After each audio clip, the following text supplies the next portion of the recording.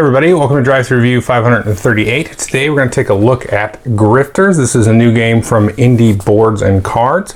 It is sort of set in the same universe as their version of Coup and the Resistance. Now this game doesn't play anything like that. It's more of kind of a hand management, deck building, card play game, but it does a very unique take on kind of all of those concepts, so it doesn't really fit into any of those categories at all. It plays 2 to 4 players and it takes about 30 minutes. So let's jump in and take a look at how it actually works, and then I'll tell you what I think of it. Okay, here you can see everything that you get in the game. The first thing to note are these ISK here, and these are basically the victory points, so they're money, but these are the points that you're going to get in the game. Now everybody's going to start with 3 of these because you can have these stolen from you during the game. Now the other thing that's going to get you points are these job cards here, and if we take a look, you can see at the bottom we have a 2+. So in a 2-player game or more, you're going to have this stack of cards, and then here we've got a 3+ here, and there's a 4+ over there. So one of the ways the game is going to end is when all of these are taken, and these are going to be worth a varying amount of points based on how many you have. So you can see there's 4 of each of these, and they have cool little effects and stuff that happen when you take them. But if I had all 4 of them, you can see if I have 4 of these red ones, it'll be worth 8 points, or 8 million points. If I only had 2 of these, I'd only get 2 points. So you're trying to collect sort of sets of these and also add together that with your ISK. Now this pile here is going to be different based on the number of players. It's 50 in the pile with 2 players, and then 75 with 4 and 65 with 3. So once that runs out, that will also be the immediate end of the game. And then also, if you were to run out of cards in this deck, which I don't think is actually possible unless you're playing a 4-player game, then that will also trigger the game. And all these end games are immediate, that instant. Now players are going to be playing these cards, and everybody starts with 3 of the same. So you get a pickpocket, you get a thief, and then you get a mastermind. And then so everybody has those same ones there, and then you also get 3 random off the top of the deck. Now your turn is very, very simple. You're going to be playing cards here to your hideout, and that's what this board here is called. And you can see you have night 1, night 2, and night 3. So one thing you might do is you might actually play here the mastermind, or you could play any of these specialists, and you just do what it says. So this says draw 3 specialists, choose one to add to your hand, and discard the other 2. So I would play this, I would draw 3 off the top of the deck here, and then I would keep 1 and discard 2 into the discard pile. Or I could play here the thief, and the thief would say steal 2 ISK from the coffers. That's just the bank here off to the side. Or you might have cards that steal ISK from other players, and so on. And then you're going to get more and more tricky effects with, here's a guy, this is a good one here actually. Middleman, choose a specialist in your refresh area. I'll explain what that is, but that's off to the side here of your hideout. And it says, team up that specialist with the middleman, immediately take its action. So there's all kinds of crazy things. You can copy other powers in your hideout or other people's hideouts, take cards from people, and all kinds of crazy things. So that's one thing you can do in your turn, is play a guy and take the ability. The other thing you can do is you're going to be looking now here at the icons on the top there. So we've got here 3 reds. So I can take here and play these as a group, as a team, and then I will find up here a job card. And you see the job cards have different sort of costs.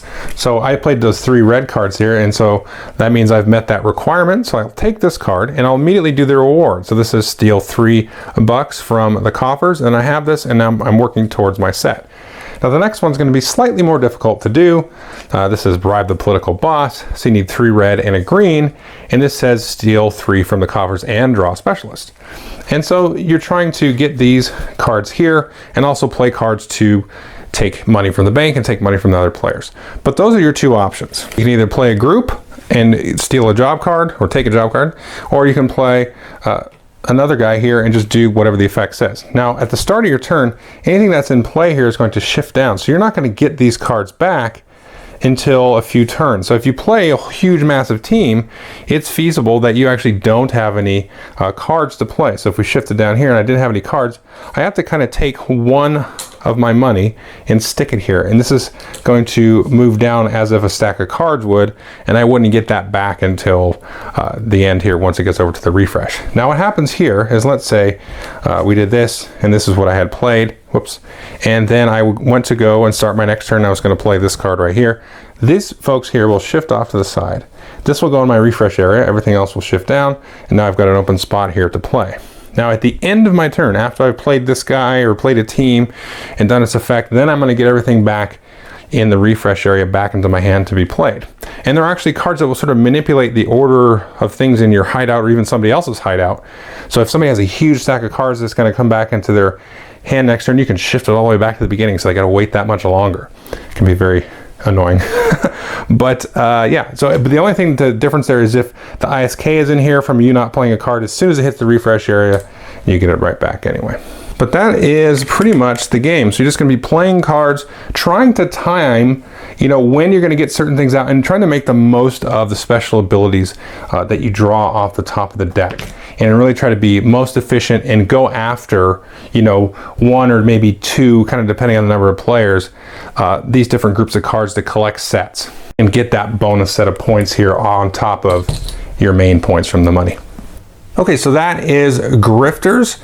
Now I will say I much prefer this as a 2 or 3 player game than I do with a 4 player game. Now it's not to say the 4 player game is like horrific or anything. It just kind of just about goes off the rails.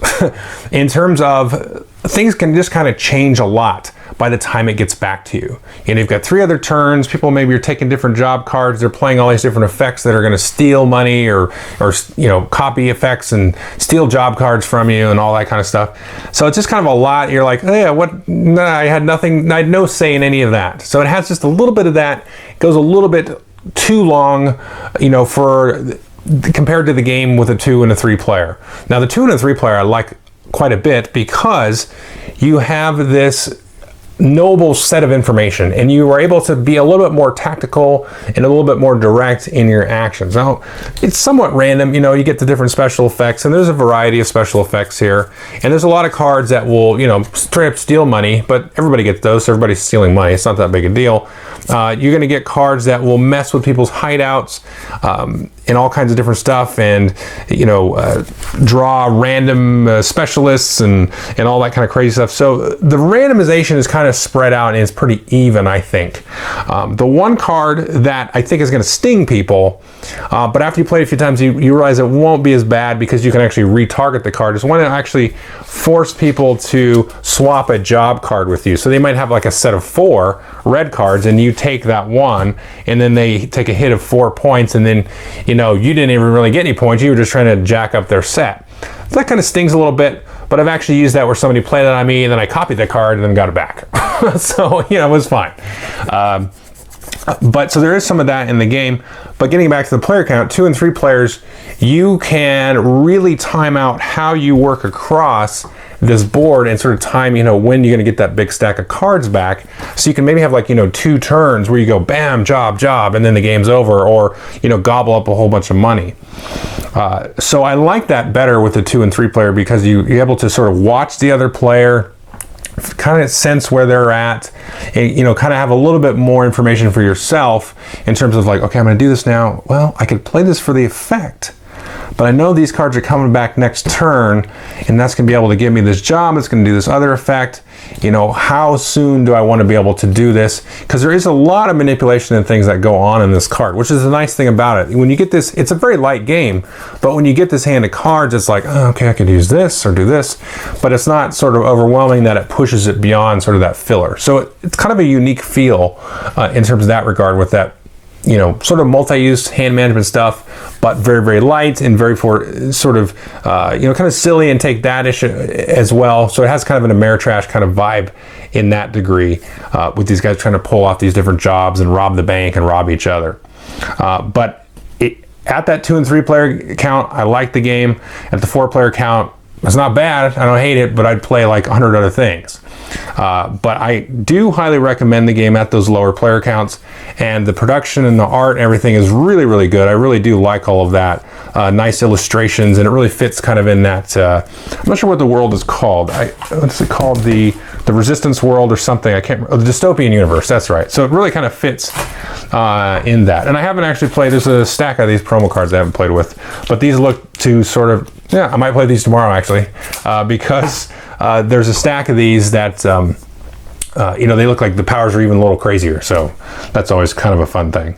So again, it has that kind of crazy power thing that's going on, but it just kind of wears out a little bit, the 4-player. Okay, thanks.